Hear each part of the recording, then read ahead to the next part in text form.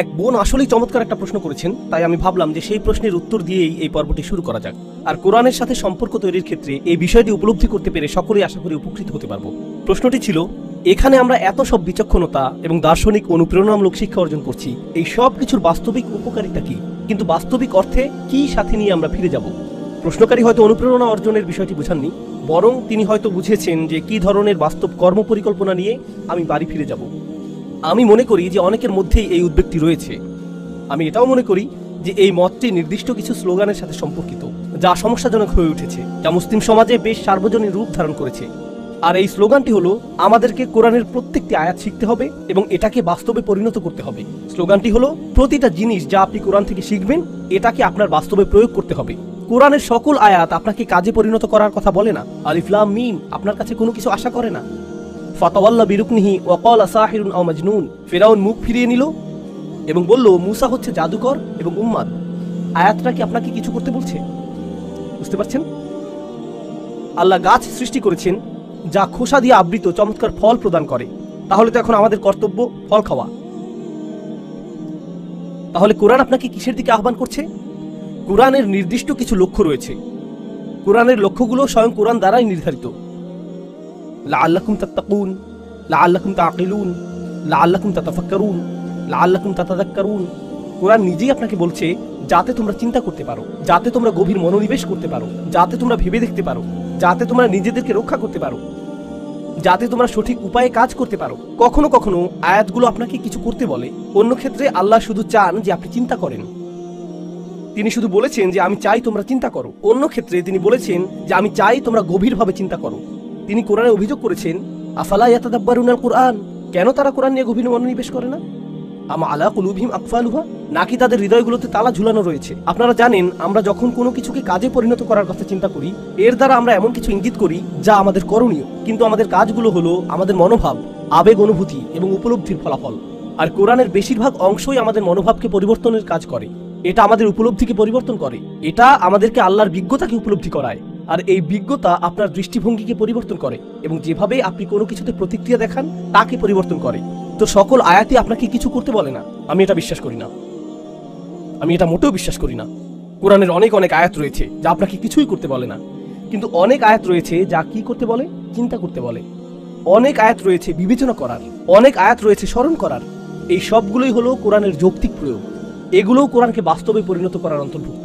এই অনুশীলনের উদ্দেশ্য হলো, এর দ্বারা আমি দুইটি জিনিস করতে চাই। আমি জোর দিতে চাই আল্লাহ শুরুতে যা বলেছেন, ওয়াল কুরআনিল হাকিম, বিজ্ঞতায় পরিপূর্ণ কোরআন। আমি এই সূরাটির কিছু চমৎকার বিজ্ঞতাকে উপস্থাপন করতে চাই। এটাই আমার প্রথম লক্ষ্য। আমি এটাও উপস্থাপন করতে চাই যে কিভাবে সূরাটি চমৎকারভাবে বিন্যস্ত, কারণ হাকিম শব্দের অর্থ এটাও যে এটি চমৎকারভাবে বিন্যস্ত। আমি এটাও উপস্থাপন করতে চাই যে কিভাবে কোরআন এর বিধানগুলোর ব্যাপারে সংকোচ প্রকাশ করে না, ঠিক যেমন ভাবে সেই রাসূলগণ বলেছেন। এটা মানুষকে আহ্বান করে যেমনটা করা উচিত, কারণ প্রকৃতপক্ষে হাকিমও একই অর্থবোধ। তাই শুরুর সেই আয়াতটি আসলে এই গোটা অধ্যয়নটিকে নির্দিষ্ট একটি গন্তব্যের দিকে টেনে নিয়ে গিয়েছে। তো আমি আশা করি এগুলোই আপনি এই আলোচনা থেকে পাবেন। এটা যদি যথেষ্ট বাস্তবধর্মী না হয়, তাহলে আমি জানি না যে এর চেয়ে উত্তম কি বলতে পারবো। ওয়াজআলনা মিন বাইনি আইদিহিম সাদ্দান, আয়াতটি হলো ওয়াইদা কিলা লাহুম, যখন তাদেরকে এটা বলা হয়। প্রসঙ্গক্রমে এটা চতুর্থ অনুচ্ছেদ। এটা 3টে আয়াত সম্বলিত ছোট একটা অনুচ্ছেদ। শুধু এটুকুই। ইনশাআল্লাহ আমরা চতুর্থ এবং পঞ্চম অনুচ্ছেদ নিয়ে এই পর্বে আলোচনা করব। আর এই অনুচ্ছেদে রয়েছে শুধু 3টে আয়াত। জানেন আমরা কি নিয়ে শিখব? সেই সকল মানুষ যারা চিন্তা করতে অস্বীকৃতি জানায়, তারা চিন্তা করতে অস্বীকৃতি জানায়। জানেন এই অনুচ্ছেদটি কেন গুরুত্বপূর্ণ? কারণ এখন আমরা রয়েছি চতুর্থ অনুচ্ছেদে। তো এর আগে কতটি অনুচ্ছেদ এসেছে? 3টি। প্রথম অনুচ্ছেদের বিষয়বস্তু ছিল ওহী, দ্বিতীয় অনুচ্ছেদের বিষয়বস্তু ছিল ইতিহাস, আর তৃতীয় অনুচ্ছেদের বিষয়বস্তু ছিল আমাদের চারপাশের জগৎ, তাই না? এই সবগুলোই হলো পন্থা যার মাধ্যমে আপনি চিন্তা করতে পারেন। আর এখন আমরা এমন একটা অনুচ্ছেদে চলে এসেছি যেখানে মানুষ চিন্তা করতে অস্বীকৃতি জানিয়েছে। এটাই তাদের প্রতি সমালোচনা। তাদের সম্পর্কে এটা আল্লাহর বক্তব্য। ওয়াইদা কিলা লাহুম, যখন তাদেরকে এটা বলা হয়, ইত্তাকু মা বাইনা আইদিকুম ওয়া মা খালফাকুম, কেন তোমরা তোমাদের সামনে যা রয়েছে এবং তোমাদের পেছনে যা রয়েছে তা থেকে নিজেদেরকে রক্ষা করার জন্য সতর্কতা অবলম্বন করছো না? লাআল্লাকুম তুরহামুন, যাতে তোমাদের উপর দয়া প্রদর্শন করা হয়। আপনার সামনে যা রয়েছে আর পেছনে যা রয়েছে তা থেকে শিক্ষা অর্জনের বিষয়টি কি এই প্রথম শুনছেন? না, আল্লাহ ইতিমধ্যেই বলেছেন যে একটি দেয়াল রয়েছে সামনে এবং একটি পেছনে। এর তাৎপর্য কি? এর দ্বারা আল্লাহ বলেছেন যে কেন তোমরা চারপাশের জগৎ সম্পর্কে মনোযোগ দিচ্ছ না। আর এটা যদি যথেষ্ট মনে না হয়, তাহলে ইতিহাস থেকে পাওয়া শিক্ষা সম্পর্কে কেন মনোযোগ দিচ্ছ না? এটা অনেকটা এভাবে বলা যে যখন তাদেরকে বলা হয় যে দ্বিতীয় অনুচ্ছেদ এবং 4র্থ অনুচ্ছেদে মনোযোগ দাও, যাতে তোমাদের উপর ক্ষমা প্রদর্শন করা হয়। এখন আপনি যখন কাউকে এভাবে বলেন, যখন তাদেরকে বলা হয় এরকম, পরের অংশে আপনি কি আশা করেন? তখন তাদেরকে এরকম বলা হবে, তারা এর জবাব দিবে, তাই না? এমনটি আপনি প্রত্যাশা করেন। কিন্তু জানেন অবিশ্বাস্য বিষয়টি কি? এখানে জবাবের অংশটি নেই, এখানে কিছুই নেই। এটা এরকম যে যখন তাদেরকে বলা হয় মনোযোগ দাও, সতর্কতা গ্রহণ করো, তোমাদের সামনে যা রয়েছে এবং পেছনে যা রয়েছে তার ভিত্তিতে, যাতে তোমাদের উপর দয়া প্রদর্শন করা হয়। এরপর dot dot dot dot dot, কোনো জবাবের উল্লেখ নেই। আপনারা জানেন এর অর্থ কি?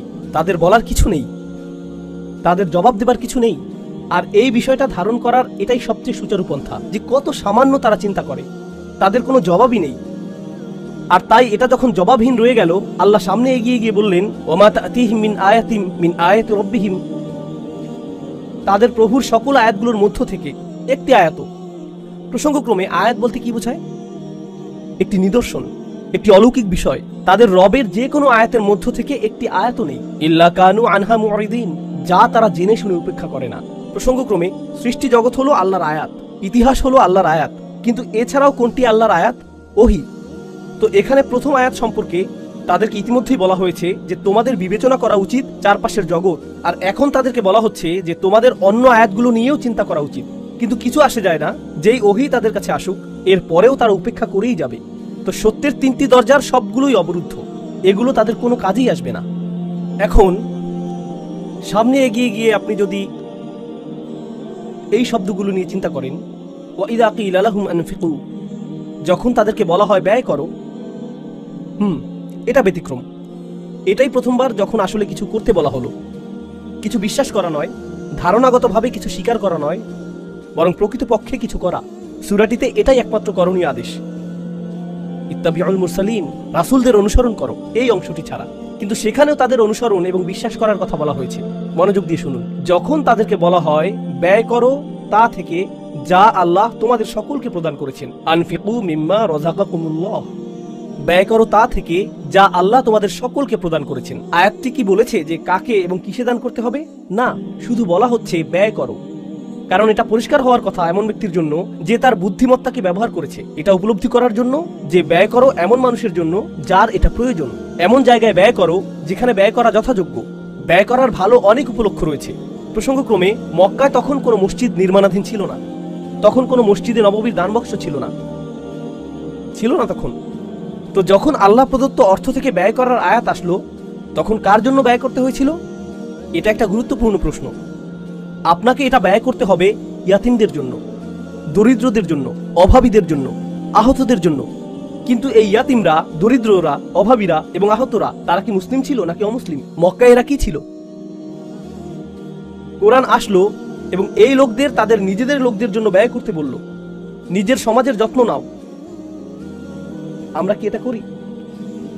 আমরা কি এটা মনে করি যে কোরআন আমাদেরকে নিজেদের সমাজের যত্ন নিতে বলেছে? নিজের সমাজের যত্ন নাও। তো এখন ওয়াইদা কিলা লাহুম আনফিকু মিম্মা রাযাকাকুমুল্লাহ ক্বালা আল্লাযীনা কাফারু লিল্লাযীনা আমানু, কাফেররা তাদেরকে বলে, যারা ঈমান এনেছে, কাফেররা ঈমানদারদেরকে জবাব দিচ্ছে। এর আগে কি তারা জবাব দিয়েছিল?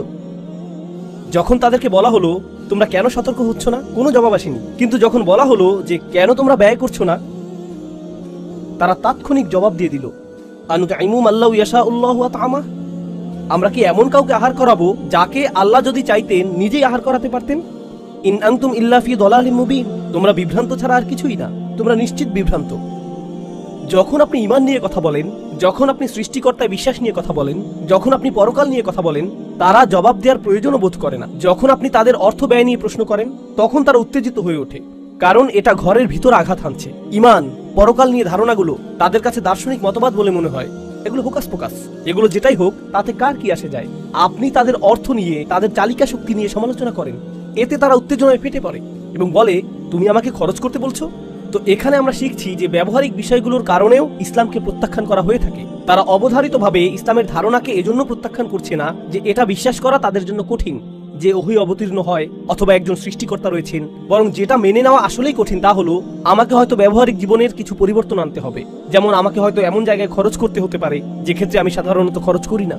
অর্থ অনেক বড় একটা সমস্যা। লাইটটা জ্বালানোর জন্য ধন্যবাদ, এটা উপকারে এসেছে।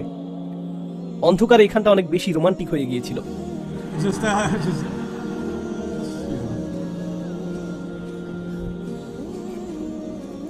এই শব্দটা সবসময় কাজ করে।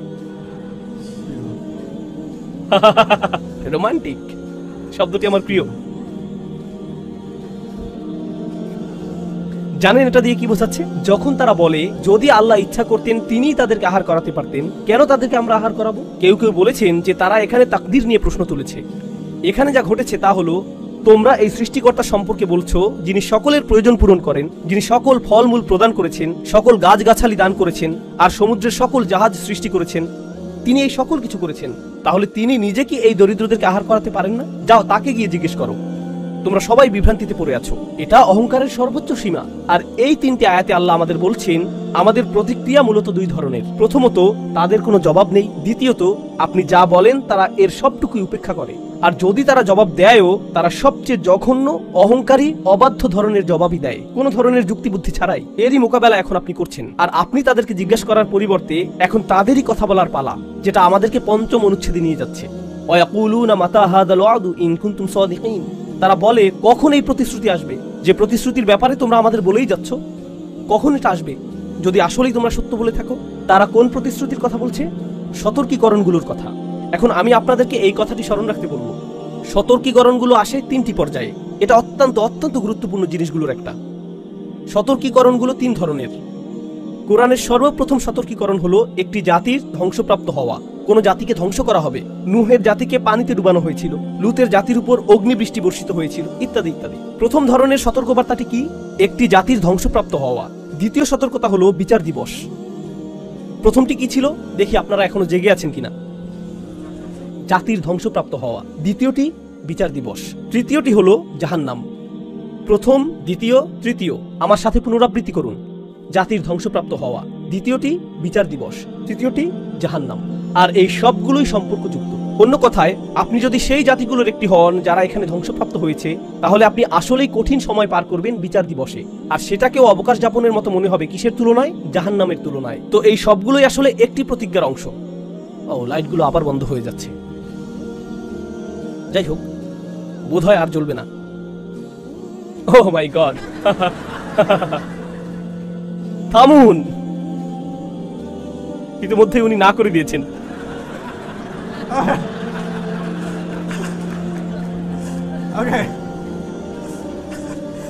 কম আলোতে কাউকে অধিক সুন্দর দেখাবে না। আমি মজা করলাম আমি। এখন আবার কোরআনে ফিরে যাচ্ছি। আসুন মনোযোগ দিই। তো এই প্রতিশ্রুতিটি এটা কখন ঘটবে?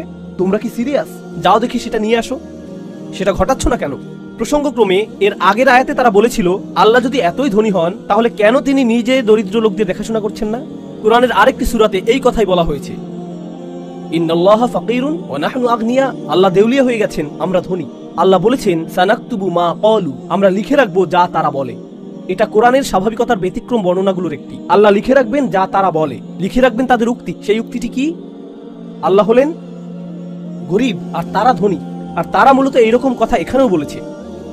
আর এজন্যই এই সূরাতেও আপনি পাবেন ওয়ানাকতুবু মা কদ্দামু আসারহুম, আমরা লিখে রাখবো যা তারা সামনে প্রেরণ করেছে এবং যা তারা পেছনে ফেলে এসেছে। এটাই অপরাধ হিসেবে যথেষ্ট। এটা এত খারাপ কেন যে আল্লাহ লিখে রাখবেন? তিনি এর আগে লিখে রাখার কথা বলেছেন, কারণ লিখে রাখার মতো এবং তা তাদের মুখে নিক্ষেপ করার মতো এমন কথা তারা বলে ফেলেছে। কিন্তু যদিও তারা এরকম ভয়ঙ্কর, এরকম জঘন্য কথা বলেছে, যেমন এটা বলা যে কখন এই প্রতিশ্রুতি আসবে, অথবা আল্লাহ চাইলে নিজেই আহার করাতে পারতেন। এই সময় আল্লাহ মূলত রাসূল সাল্লাল্লাহু আলাইহি সাল্লামকে প্রস্তুত করেছেন যে তারা জঘন্য কথা বলবে যেগুলো লিখে রাখার যোগ্য, যাতে তাদেরকে আসলেই এর জন্য শাস্তি দেওয়া যায়। তাই আল্লাহ শুরুতেই বলে রেখেছেন নাকতুবু মা কদ্দামু ওয়া আসারহুম, মা কদ্দামুহু হুনা, তারা যা সম্মুখে প্রেরণ করতে চেয়েছে তা আসলে এখানে রয়েছে। এখন তারা এই জঘন্য প্রশ্ন জিজ্ঞেস করেছে আর আল্লাহর ক্রোধ চূড়ান্ত সীমায় পৌঁছে গেছে। তো এখন এটা শুরু হবে। প্রথম পর্যায়টি হবে জাতির ধ্বংসপ্রাপ্ত হওয়া। মা ইয়ানজুরুনা ইল্লা সাইহাতান ওয়াহিদাতান, এর অর্থ দুটি জিনিস। এটা বোঝাচ্ছে তারা একটি বিস্ফোরণ ছাড়া অন্য কোনো জিনিসের জন্য অপেক্ষা করছে না। এর অর্থ এটাও যে তারা একটি বিস্ফোরণ ছাড়া আর অন্য কিছু দেখবে না। তাখুযুহুম, এটা তাদেরকে আঁকড়ে ধরবে। ওয়াহুম ইয়াখিসিমুন, যখন তারা পরস্পর উদ্দেশ্যহীন যুক্তিতর্কে লিপ্ত থাকবে। তারা আল্লাহ সম্পর্কে এগুলো বলে, তিনি কি করবেন অথবা করবেন না। তোমাদের সৃষ্টিকর্তা কোথায়? শাস্তি? আমি আতঙ্কিত, আমি আসলেই আতঙ্কিত। তারা বিদ্রুপাত্মক কৌতুকে লিপ্ত থাকবে। ইল্লা কানু বিহি ইস্তাহজিউন, তারা এটা নিয়ে কৌতুক এবং হাসি তামাশা করবে। আর তাদের উদ্দেশ্যহীন কথোপকথনের মাঝখানে একটি বিস্ফোরণ তাদেরকে আঁকড়ে ধরবে। কিন্তু বিস্ফোরণের কথা আল্লাহ এই প্রথম বলছেন না, তাই না? যখন আল্লাহ ইতিহাসের শিক্ষা নিয়ে বলেছেন, যেখানে সেই জাতিটিতে 3 জন রাসূল এসেছিলেন আর সেখানে একজন ইমানদারও ছিলেন, তখন তিনি বলেছিলেন ইন কানাত ইল্লা সাইহাতান ওয়াহিদাতান ফাইদা হুম খামিদুন, এটা শুধু একটি বিস্ফোরণ ছাড়া আর কিছুই ছিল না। আল্লাহ এখন বলছেন সেটা এখন আর ইতিহাসের শিক্ষা নয়, বরং এটাই তোমাদের ভবিষ্যৎ হয়ে যেতে পারে। আমি ইতিহাসের পুনরাবৃত্তি করব, আমি শুধু ঘটনা বলার জন্য ইতিহাস বর্ণনা করি না। আল্লাহ আমাদের বলেছেন অহুম ইয়াখিসিমুন, তারা উদ্দেশ্যহীন কোনো কথোপকথনের মাঝে লিপ্ত থাকবে। প্রসঙ্গক্রমে কেন সেই জাতিটি ধ্বংসপ্রাপ্ত হয়েছিল? সর্বশেষ কোন ঘটনাটি আযাব নিয়ে এসেছিল? তারা সেই ইমানদারকে হত্যা করেছিল। কিন্তু এখন কুরাইশদের ক্ষেত্রে বিচার দিবস সম্পর্কে এরকম জঘন্য ভাষায় তাদের প্রশ্ন উত্থাপন করাই ছিল যথেষ্ট, যদিও তারা এখনো কাউকে হত্যা করেনি। শুধু এতটুকুই যথেষ্ট, যার ফলে আল্লাহ বলেছেন যে আমি হয়তো এখনই তাদেরকে শেষ করে ফেলবো। ফালা ইয়াস্তাতিউনা তাওসিয়াতান, আর আমি যদি তাদের শেষ করে দেই তারা কোনো উইল করে যেতে পারবে না। তাওসিয়া উইল অর্থে ব্যবহৃত হয়। তাওসিয়া শব্দটি কোরআনে সদুপদেশ অর্থেও ব্যবহৃত হয়েছে। উইল করে রেখে যাওয়া এবং সদুপদেশ দেয়া উভয় অর্থেই। এখন আপনি কার জন্য উইল করে রেখে যান? আপনাদের থেকে কেউ বলুন। আপনার সন্তানের জন্য, আপনার সন্তানের জন্য, যাদের ভবিষ্যতের জন্য আপনার অনেক আশা থাকে, যার কারণে আপনি তাদেরকে জাহাজে তুলে দেন। আগে এটা নিয়ে আলোচনা করেছি। এখন আল্লাহ বলছেন আমি তোমাদের জন্য একটি বিস্ফোরণ ঘটাবো, আর তোমাদের কথোপকথনের মাঝখানে তোমরা ধ্বংসপ্রাপ্ত হবে। তোমাদের সন্তানদের কাছে ছুটে গিয়ে সদুপদেশ প্রদানের সুযোগও পাবে না। তোমরা কোনো উইল রেখে যেতেও সক্ষম হবে না। আর তারা গিয়ে একথা বলতেও সক্ষম হবে না যে ও আমার সন্তান, নিজেকে রক্ষা করো, আমি অবাধ্যতা করেছি আর আল্লাহ আমাকে শাস্তি দিয়েছেন, সতর্ক হও। ওয়ালা ইলা আহলিহিম ইয়ারজিউন, তারা তাদের পরিবারের কাছে ফিরে যাবে না। হামালনা যুররিয়াতাহুম, তাদের সন্তানদের উপর আশা পোষণ করার এই ধারণাটি এখন জোরালো হলো। অনুফিখা ফিস-সূর, তো সেটা ছিল জাতির ধ্বংসপ্রাপ্ত হওয়া একটা বিস্ফোরণ। এতে তারা ধ্বংসপ্রাপ্ত হবে। তাদের পরিবারগুলোকে সতর্ক করার অথবা শেষ বিদায় জানানোর সুযোগও তারা পাবে না। এর ঠিক পরেই এসেছে অনুফিখা ফিস-সূর, এর পরেই সিংহায় ফু দেওয়া হবে। সিংহায় ফু দেওয়া হবে, এটাকে সিংহাতে ফু দেওয়া হবে, এটাই আক্ষরিক অনুবাদ। এটাকে অর্থাৎ বর্ণনার অতীত কোনো কিছুকে সিংহাতে ফু দেওয়া হবে। ফাইদা হুম মিনাল আজদাস, তখন আকস্মিকভাবে নিশ্চিহ্ন কবর থেকে ইলা রব্বিহিম ইয়ানসিলুন, তারা ছুটে আসতে থাকবে প্রজন্মের পর প্রজন্ম। ইয়ানসিলুন অর্থ দ্রুত ছুটে আসা। আসরা ইলা মাকান, নাসালা অর্থ দ্রুত ছুটে আসা, কিন্তু এটা নাসিলের সাথে সম্পর্কযুক্ত। অন্য কথায় তাদের একাধিক প্রজন্ম একসাথে ছুটে আসবে তাদের রবের দিকে। আল্লাহ ইতিমধ্যে এটা বর্ণনা করেছেন যখন তিনি ইতিহাস থেকে শিক্ষাদান শেষ করেছিলেন। তখন তিনি বলেছিলেন তাদের সকলকেই একত্রে জড়ো করা হবে। আর এখন তিনি বলছেন যে তাদের সকল প্রজন্মকে একসাথে জড়ো করা হবে। আর তিনি এখানে আজদাস শব্দটি উল্লেখ করেছেন, কুবুর নয়। আজদাস অথবা একবচনে জাদাস, এর অর্থ চিহ্নহীন কবর। আপনি হয়তো এর উপর দিয়ে হেঁটে যাচ্ছেন, আপনি জানেনও না যে এর নিচে কেউ সমাহিত অবস্থায় রয়েছে। যদি আমি তোমাদের ধ্বংস করে দেই, আর তারা তাদের প্রভুর দিকে ছুটে আসবে। অলু ইয়া ওয়াইলানা, তারা বিচার দিবসে জেগে উঠবে, এই চিহ্নহীন কবরগুলো থেকে বেরিয়ে আসবে আর তাদের রবের দিকে ছুটে আসবে। ইহকালে তারা তাদের রব থেকে দূরে ছুটে যাচ্ছে, আর তখন তারা তাদের রবের দিকে ছুটে যাবে, কারণ এখন তাদের কাছে আর কোনো বিকল্প নেই। তারা জেগে উঠবে। যখন তারা কবর থেকে জেগে উঠবে, অদ্ভুত কথা বলতে থাকবে। তারা বলবে ইয়া ওয়াইলানা, এর চেয়ে খারাপ আর কিছু হতে পারে না। সকল শাস্তির মধ্যে নিকৃষ্ট যা সম্ভব তাকে বলা হয় ওয়াইল। তো যখন তারা জেগে উঠবে আর বিচার দিবসের সূচনা প্রত্যক্ষ করবে, তারা বলবে এর চেয়ে খারাপ কিছু আমি কল্পনা করতে পারি না, আমি কল্পনা করতে পারি না। এটা কি আসলেই সবচেয়ে খারাপ? শীঘ্রই পার্টি শুরু হতে যাচ্ছে। মাম্বাসানা মিন মারকাদিনা, কে আমাদেরকে ঘুম থেকে জাগিয়ে তুলল? যে স্থানে আমরা ঘুমিয়েছিলাম, সেই সময়ে আমরা ঘুমিয়েছিলাম। তারা আক্ষরিকভাবেই বলবে কে আমাদেরকে নিদ্রা থেকে জাগ্রত করলো? জানেন কেন এটা গুরুত্বপূর্ণ? কারণ রাসূলগণ এসেছিলেন মানুষকে নিদ্রা থেকে জাগ্রত করার জন্য, কিন্তু মানুষ সম্পূর্ণরূপে অসচেতন ছিল। কারণ আপনি যখন অসচেতন থাকেন, আপনি তখন গাফেল। আর একজন গাফেল ব্যক্তি হলো সেই মানুষের মতো যে ঘুমাচ্ছে, সে আসলে মৃত মানুষের মতো। এটা ইতিমধ্যে এর আগেই প্রতিষ্ঠিত হয়েছে। প্রথমবার আল্লাহর রাসূলদের দ্বারা তোমাদেরকে জাগিয়ে তোলা হয়েছিল, এইবার স্বয়ং আল্লাহ তোমাদের জাগিয়ে তুলেছেন। এটাই পার্থক্য। তো তারা বলবে কে আমাদেরকে জাগিয়ে তুললো? এই কথা তারা বলবে কারণ যারাই তাদেরকে এর আগে জাগ্রত করতে চেয়েছিলেন তারা সফল হননি। তো কোন সেই শক্তি যে আমাদেরকে এখন জাগ্রত করেছে? মিন মারকাদিনা হাযা মা ওয়াদার রহমান, আর রহমান কি এর প্রতিশ্রুতি দিয়েছিলেন? হাযা মা ওয়াদার রহমান, রহমান এর প্রতিশ্রুতি দিয়েছিলেন তারা আর রহমান শব্দটি ব্যবহার করবে, কারণ রাসূলগণ তাদেরকে আহ্বান করতেন আর রহমানের দিকে, কারণ তারা আর রহমানকে নিয়ে উপহাস করত। কিন্তু এখন আমরা জানতে পারলাম অবশেষে তারা বাণীটির মর্মার্থ প্রকৃতপক্ষেই ভালোভাবে বুঝতে পেরেছে, এত ভালোভাবে যে যখন তারা বিচার দিবসে উত্থিত হবে রাসূলদের দেয়া সকল প্রতিশ্রুতি তাদের স্মরণে আসবে, আর তখন তারা সকল রহস্যের মিলবন্ধন তৈরি করতে পারবে। ও সদাকাল মুরসালুন, আর প্রেরিত রাসূলগণ সকলেই আসলে সত্য কথা বলেছিলেন, যার অর্থ বিষয়টা তোমাদের জানা, যার অর্থ তোমরা এটা যথেষ্ট ভালোভাবে শুনতে পেরেছো। তারা যা বলেছে ঠিক তাই ঘটেছে। Oh no. এখন আল্লাহ আমাদেরকে আরো সামনে নিয়ে যাচ্ছেন। ইন কানাত ইল্লা সাইহাতান ওয়াহিদাতান, তারা মাত্র বেরিয়ে এলো আর হঠাৎ আরো একটি বিস্ফোরণ ঘটল। ফাইযা হুম জামিউল লাদাইনা মুহদারুন, তারপর আকস্মিকভাবে তাদের সকলকেই আমার সামনে উপস্থিত করা হবে। অপরাধীদের সকলকে এখন একসাথে জড়ো করা হবে। ঐতিহাসিক সেই জাতির ধ্বংসের শেষেও এই কথা বলা হয়েছিল। এখন এটা বর্ণিত হয়েছে যেহেতু তোমাদেরকেও একত্রিত করা হবে, তোমাদেরকেও জড়ো করা হবে, তোমরাও তোমাদের প্রভুর সামনে দাঁড়াবে, সকলেই একসাথে সারিবদ্ধভাবে। মুহদর, মুহদর অর্থ এমন কেউ যাকে দিয়ে তার নিজের অবস্থা উপস্থাপন করানো হয়েছে। আহদরা অর্থ উপস্থাপন করা, উহদিরা অর্থ যাকে উপস্থাপন করা হয়েছে। তার হুদুর থাকতে হবে, তার নিজের অবস্থা উপস্থাপন করানো হয়েছে। বাংলায় বলতে গেলে তাকে হাজির হতে হবে, ইসকি হাজিরি লাগায় যায়। ওকে। তো এখন আপনি আল্লাহর সামনে উপস্থিত, আর আল্লাহ সকল মানুষের উদ্দেশ্যে কথা বলবেন। আতঙ্কিত এই অপরাধীরা যারা আর রহমানকে নিয়ে উপহাস করত, এখন তারা আর রহমানের সামনে উপস্থিত। আল্লাহ সরাসরি তাদের সাথে কথা বলছেন, আর তিনি তাদেরকে বলছেন ফালিয়াউমা, আজ লা তুযলামু নাফসুন শাইআ, কারো উপর কোনো ধরনের অন্যায় করা হবে না, কাউকে এমন অপরাধে অভিযুক্ত করা হবে না যা সে করেনি। কেউ প্রকৃতপক্ষে যে ক্ষতি সাধন করেছে তার চেয়ে বেশি তার উপর চাপিয়ে দেওয়া হবে না, কারণ আমাদের কাছে তোমার প্রত্যেকটি কাজের নিখুঁত রেকর্ড রয়েছে, তো ভুল হওয়ার কোনো সম্ভাবনা নেই। ওয়ানাকতুবু মা কদ্দামু ওয়া আসারহুম ওয়া কুল্লা শাইইন আহসাইনাহু ফি ইমামিন মুবিন, আমরা লিখে রেখেছি সবকিছু যা তারা ভবিষ্যতের জন্য প্রেরণ করেছে, আর সকল প্রভাবক বিষয় যা তারা পেছনে রেখে এসেছে, আর আমরা সকল কিছু লিপিবদ্ধ করেছি সুস্পষ্ট একটি গ্রন্থে। তো তোমাদের কোনো খারাপ কাজ বিস্তৃত হয়ে যাওয়ার কোনো সম্ভাবনা নেই। এটা সেই আয়াতেরই পুনরালোচনা। ওয়ালা তুজজাউনা ইল্লা মা কুনতুম তা'মালুন, তোমরা নিজেরা যা করতে তা ছাড়া তোমাদের ভিন্ন কোনো প্রতিদান প্রদান করা হবে না, তোমাদের কৃতকর্মের পূর্ণ প্রতিদান দেওয়া হবে। এটা উল্লেখ করে আল্লাহ প্রসঙ্গ পরিবর্তন করেছেন। এই তাদের অবস্থা, তাদের কি ঘটবে তা এখনই বিস্তারিত জানার প্রয়োজন নেই। হয়তো এদের সাথে অন্য আরো বিষয় ঘটছে, কিন্তু আল্লাহ তাদের প্রসঙ্গের উপর পজ বাটন চেপে দিলেন। একই সময়ে তোমাদেরকে ঈমানদারদের কাছে নিয়ে যাচ্ছি।